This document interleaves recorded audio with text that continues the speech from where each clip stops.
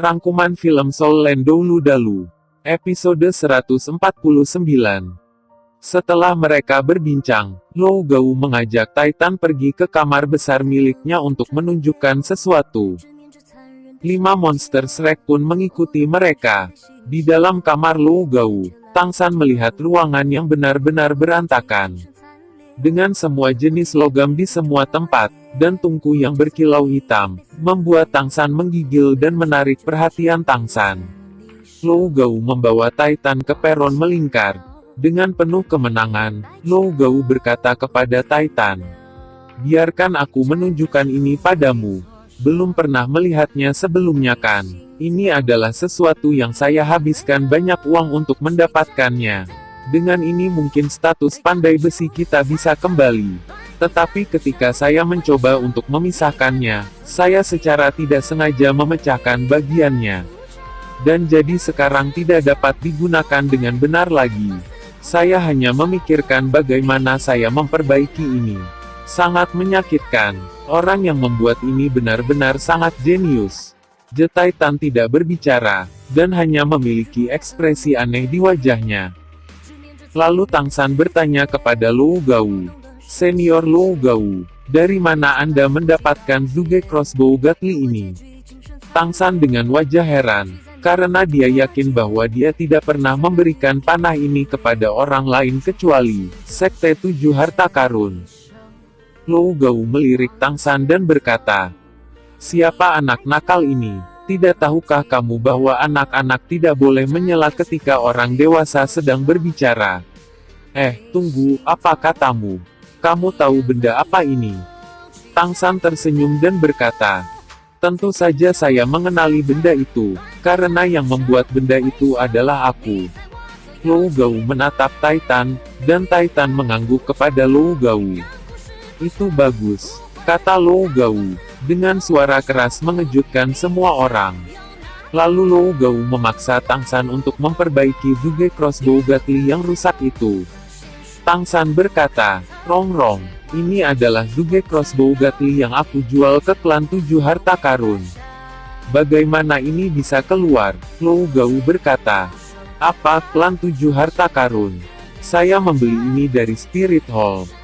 Tang San mengerti dengan apa yang dikatakan oleh Lou Gao, bahwa Spirit Hall memiliki panah ini, atas penyerangannya terhadap Sekte 7 Harta Karun lalu, dan mengambil panah itu.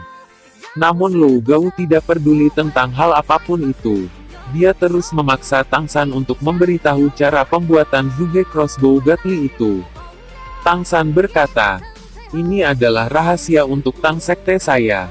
Seseorang yang bukan dari Sekte Tang, tidak diizinkan untuk mengetahuinya. Dan hanya anggota inti Sekte Tang saja yang diizinkan untuk mengetahui proses produksi spesifik." Setelah mendengar hal itu Lou Gao berencana untuk bergabung dengan Sekte Tang. Sebelum bergabung dengan Sekte Tang, dia memanggil Silong. Dia berkata bahwa dia ingin memberikan jabatan Presiden Asosiasi Pandai Besinya kepada Silong. Dengan alasan ingin pensiun karena dia sudah merasa tua. Pada awalnya, Lou Gao bergabung dengan Sekte Tang hanya karena kesal dan dia terobsesi dengan senjata rahasia itu Zhuge Crossbow Gatli. Tetapi saat ini dia sudah tertarik oleh Tang San. Dengan mata ungu Tang San dia melihat bahwa Lou Gao bergabung dengan Sekte Tang tidak sepenuhnya tulus. Lalu Tang San mengeluarkan cetak biru dan menyerahkannya kepada Lou Gao, sambil berkata, "Senior Lou Gao, dengan status Anda sebagai Presiden Asosiasi Pandai Besi." Cetak biru itu berisikan tentang metode cara pembuatan senjata yang lebih kuat dari Zhuge Crossbow Gatli. Bahkan, senjata itu bisa membunuh Tiel Doulu, walaupun mereka sedang menggunakan rohnya. Tatapan Lou Gao sekarang sudah sepenuhnya terfokus pada cetak biru itu. Namun Oscar sedikit khawatir. Dia berkata kepada Tang San, "Cetak biru apa yang kamu berikan kepada Lou Gao?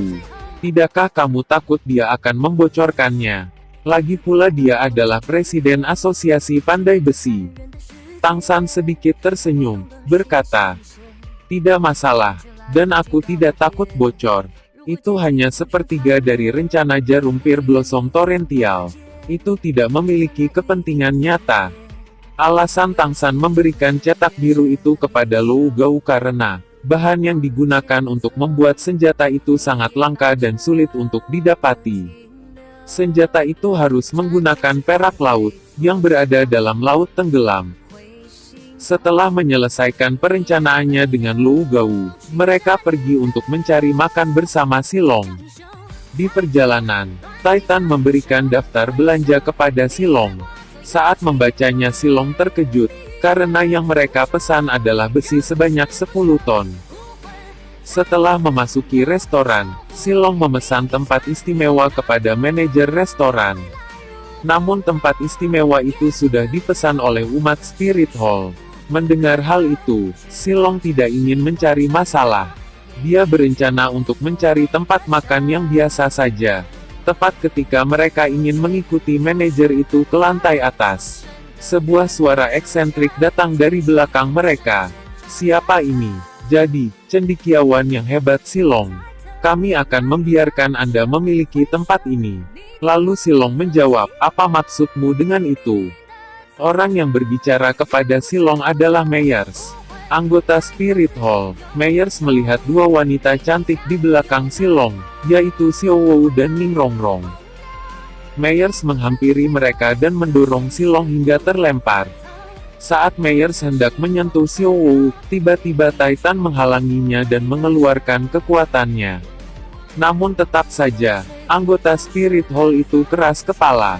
Lalu tiba-tiba Tang San menjentikkan jarinya. Ubin surat terbang ke arah Meyers. Tang San mengatakan, "Saya sedang tidak ingin makan saya terganggu. Jadi cepat pergilah." 会挫伤，会心疼。